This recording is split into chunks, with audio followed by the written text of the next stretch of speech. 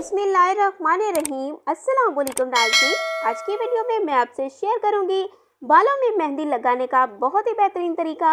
अगर आप इस तरीके से बालों में मेहंदी लगाते हैं तो यकीनन आप इस ईद पर अपने बालों को खूबसूरत कलर दे सकते हैं।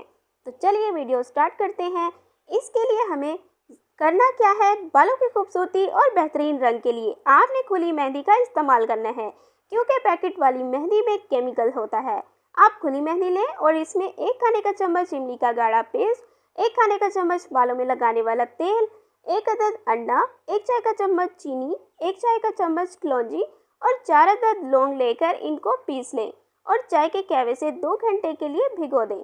फिर 2 घंटे बाद बालों में लगाएं और फिर 2 ही घंटे बाद सर धो लें। अगर आप ये अमल महीने में 2 बार करते हैं तो इससे बालों में मेहंदी देर तक कायम रहती है और रंग भी बहुत ही बेहतरीन आता है।